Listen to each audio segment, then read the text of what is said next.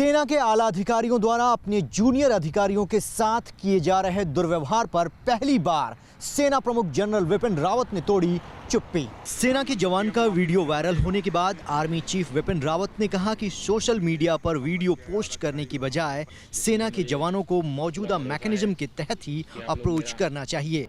A soldier is a soldier if he addresses his grievances directly, penning his name down on that. We will ensure that the identity of his name is not disclosed, because these will come in sealed envelopes into these boxes and directly to me in my office. We will then delete the name of the officer or the Jawan, whoever it may be, before any action is taken. But we would like that people come directly to us. Army के जवान lance नायक यज्ञ प्रताप सिंह ने video के माध्यम से harassment का आरोप लगाया था। इस पर आर्मी चीफ ने कहा कि सभी सैनिक उनके लिए समान हैं, चाहे वो किसी भी रैंक या पोस्ट पर हों। एक के बाद एक वीडियो वायरल होने से सेना के आला अधिकारियों की नींद उड़ी हुई है। वजह इन सभी घटनाक्रम पर पीएमओ की पैनी नजर है। अगर समस्या को जल्द नहीं सुलझाया गया तो ये तूल पकड़ सकता है। वीडियो जर्नलिस्ट जयराम के साथ रविकांत राय, न्यूज नेशन, दिल्ली। वायुसेना प्रमुख बीएस धनोआ ने उड़ाया लड़ाकू विमान मिग-21, पाकिस्तान से सटी सीमा का लिया जायजा। धनोआ ने ये उड़ान राजस्थान के उत्तरलाई में वायुसेना के बेस से मिग-21 टाइप 96 एयरक्राफ्ट से भरी। वायुसेना प्रमुख बनने के बाद धनोआ पहली बार किसी ऑपरेशन बेस के 3 दिवसीय दौरे पर हैं। धनोआ पश्चिमी क्षेत्र में स्थित बेस का दौरा कर वहां मौजूद कर्मचारियों से भी मिले और साथ ही ऑपरेशनल तैयारियों का जायजा भी लिया। धनोआ की उड़ान आधे घंटे की रही। धनोआ से पहले एयर चीफ मार्शल एवाई टिपनिस और दिलबाग सिंह भी सेवा में रहते हुए रूस में बने इस एयरक्राफ्ट से उड़ान भर चुके हैं। कारगिल ऑपरेशन के समय ऐसे ही एयरक्राफ्ट उड़ा चुके हैं और उन्होंने पहाड़ियों के बीच रात में कई बार हमला करने वाले मिशन को अंजाम दिया, जिसके लिए उन्हें युद्ध सेवा मेडल भी दिया गया था। भारतीय वायुसेना से मिग-21 और मिग-27 के 20 बेड़े 2019 तक रिटायर कर दिए जाने की तैयारी है। मिग-21 को भले ही उड़ता ताबूत कहा जाता हो, लेकिन वायुसेना चीफ ने इस पर अकेले उड़ान भर ये जाहिर कर दिया कि अब भी ये विमान उनके भरोसे पर सबसे ज्यादा खरा है। वीडियो जर्नलिस्ट राकेश रावत के साथ मौजवेंद्र कुमार, न्यूज नेशन, दिल्ली। गणतंत्र दिवस के मौके पर पालतू जानवरों के जरिए आत्मघाती हमला करवा सकते हैं आतंकी। खुफिया एजेंसियों ने जारी किया अलर्ट। दिल्ली, मुंबई और अहमदाबाद समेत देश के सभी बड़े महानगरों में खुफिया एजेंसियों ने एंटी टेरर स्क्वाड को अलर्ट जारी कर कहा है कि आतंकवादी संगठन गर्म कपड़ों में लिपटे पालतू जानवरों के जरिए आत्मघाती हमला करा सकते हैं। इसके अलावा अलर्ट में ये भी कहा गया है कि इंसान या जानवरों में आतंकवादी सर्जरी के जरिए विस्फोटक रख के भी आतंकवादी हमला कर सकते हैं। सुरक्षा एजेंसियों ने इस अलर्ट को काफी गंभीरता से लेकर सुरक्षा व्यवस्था पुख्ता करने के पूरे इंतजाम किए हैं। वीडियो जर्नलिस्ट आरिफ के साथ Rumanullah Khan, news nation, Delhi. Samajwadi Party का दंगल अब चुनाव आयोग में आखिरी लड़ाई लड़ रहा है। चुनाव आयोग ने दोनों पक्षों की दलीलों को सुना और फैसला रिजर्व कर लिया। आखिरी फैसले पर आज बहस हुई। दोनों पक्षों मुलायम और अखिलेश की तरफ से राम गोपाल यादव ने अपनी अपनी दलीलें इलेक्शन कमीशन के सामने रखी।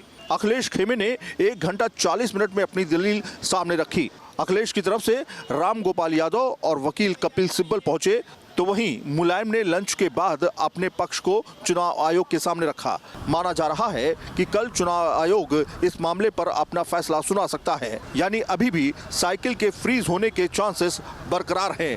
साइकिल का पहिया किस ओर घूमेगा अब चुनाव आयोग तय करेगा। माना जा रहा है कल बड़ा फैसला चुनाव आयोग इस मामले पर सुना सकता है। वीडियो जर्नलिस्ट सुमित कुमार के साथ Syed Aamir Hussain, news nation, Delhi. Party चंदे पर आयकर विभाग के कई नोटिस आने पर भड़की आम आदमी पार्टी। बीजेपी और मोदी पर चुनाव से ध्यान हटाने का लगाया आरोप। पंजाब और गोवा विधानसभा चुनाव से ठीक पहले आपके नेताओं को मिल रहे आयकर विभाग के नोटिस से आम आदमी पार्टी एक बार फिर तकरार के मूड में है। भारतीय जनता पार्टी पंजाब और गोवा में अपनी हार और आम आदमी पार्टी की जीत को देख बौखलाई हुई है और सरकारी तंत्र का दुरुपयोग कर रही है। आम आदमी पार्टी के कोषाध्यक्ष को, आम आदमी पार्टी के पूर्व कोषाध्यक्ष को, आम आदमी पार्टी के ऑडिटर को, सबको नोटिस भेजे जा रहे हैं। आम आदमी पार्टी का ये भी कहना है कि आयकर विभाग बीजेपी और कांग्रेस को मिलने वाले चंदे की जांच क्यों नहीं कर रहा? वीडियो जर्नलिस्ट अनूप यादव के साथ सूरज अरोड़ा, न्यूज नेशन, दिल्ली।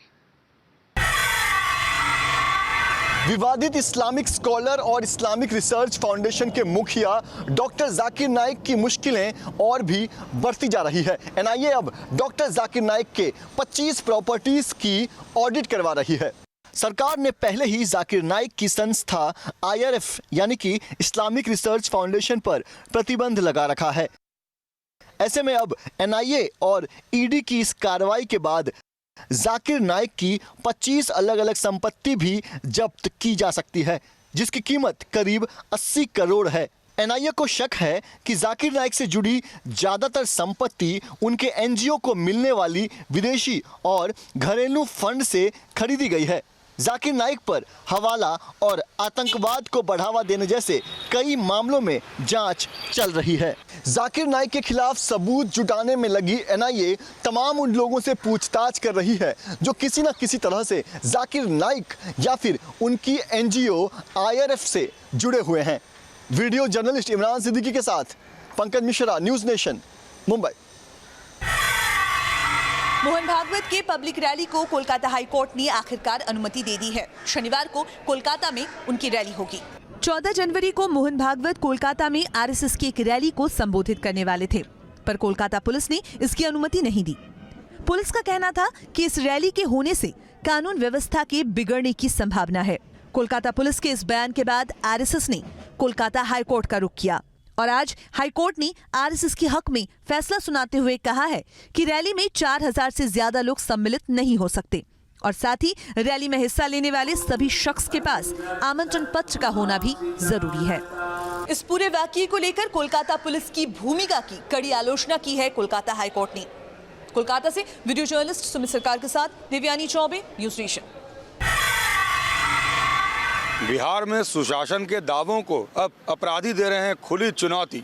छपरा में कंस्ट्रक्शन कंपनी के मुंशी और मैनेजर की गोली मारकर हत्या कर दी गई है। कंस्ट्रक्शन कंपनी दिगवारा से भेल्दी तक सड़क निर्माण के कार्य में लगी हुई थी।